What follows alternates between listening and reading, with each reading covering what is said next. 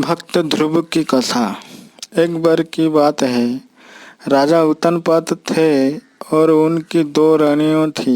एक रानी का नाम सुनीति और दूसरी रानी का नाम सुरुचि था। सुनीति बड़ी रानी और सुरुचि छोटी रानी थी। रानी सुनीति के पुत्र का नाम ध्रुव और रानी सुरुचि के पुत्र का नाम उत्तम था। राजा उत्तानपाद का सुझान छोटी रानी सुरुचि के तरफ ज्यादा था, क्योंकि वो दिखने में काफी सुंदर थी। लेकिन रानी सुरुचि अपनी सुंदरता पर काफी घमंड करती थी। वहीं बड़ी रानी सुनीति का स्वभाव सुरुचि से बिल्कुल अलग था। रानी सुनीति काफी शांत और समझदार स्वभाव की थी। राजा का सुरुचि के तरफ अधिक प्रेम देखते हुए रानी सुनीति दुखी रहती थी। इसलिए वह अपना ज्यादा से ज्यादा वक्त भगवान की पूजा अर्चना करते करते हुए बिताती थी। एक दिन सुनीति के पुत्र ध्रुव अचानक अपने पिता राजा उत्तानपाद के गोद में जाकर बैठ गए। वह अपने पिता के गोद में बैठकर खेल ही रहे थे कि वह छोटी रानी सुरुचि पहुंच गई। राजा के गोद में ध्रुव को बैठे देखकर रानी सुरुचि को गुस्सा आ गया।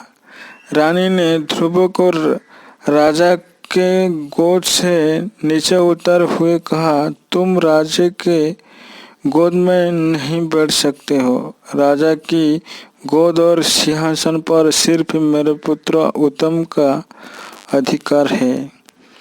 यह सुनकर ध्रुव को बहुत बुरा लगा।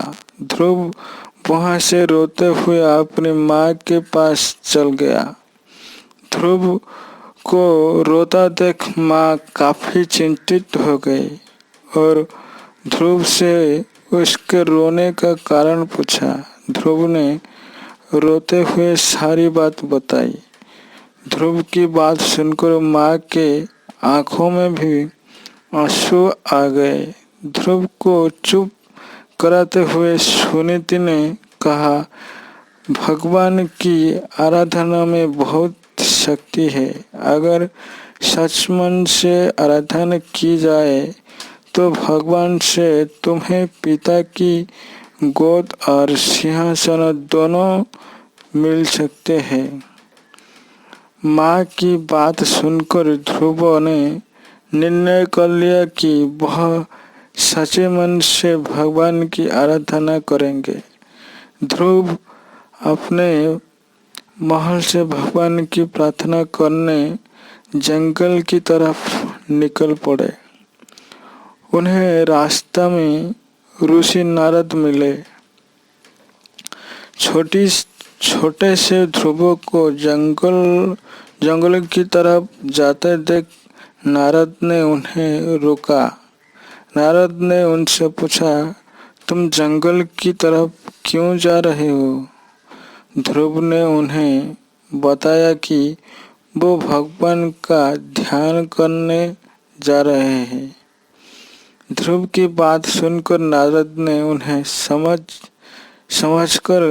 समझाकर राजमहल वापस भेजने की कोशिश की, लेकिन ध्रुव ने उनकी एक न सुनी। ध्रुव के निर्णय के कारण नारद ने ध्रुव को ओम नमः भगवते वासुदेवाय मंत्र का जाप करने को कहा। इसके बाद ध्रुव जंगल में जाकर इसी मंत्र का जाप करने लगे। उधर नारद ने महाराज उत्तानपाद को ध्रुव के बारे में बताया। बेटे के बारे में सुनकर महाराज का मन चिंतित हो गया। वह ध्रुव को वापस लाना चाहते थे, लेकिन नारद ने कहा, ध्रुव प्रार्थना में डूब गए हैं और अब वह वापस नहीं आएगा। उधर ध्रुव कठोर तपस्या में लग रहे। कई दिन और महीने गुजर गए, लेकिन ध्रुव प्रार्थना करते रहे।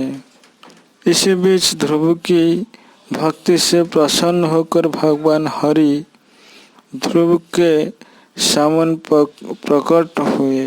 भगवान हरि ने ध्रुव को वरदान देते हुए कहा, तुम्हारी तपस्या से हम बहुत प्रसन्न हैं। तुम्हें राज सुख मिलेगा, साथ ही तुम्हारा नाम और तुम्हारी भक्ति हमेशा के लिए जानी जाएगी। यह कहकर भगवान ने ध्रुव को राजमहल की तरफ भेज दिया। भगवान के दर्शन पाकर ध्रुव भी बहुत खुश हुए और उन्हें प्रणाम कर महल की तरफ चल गए।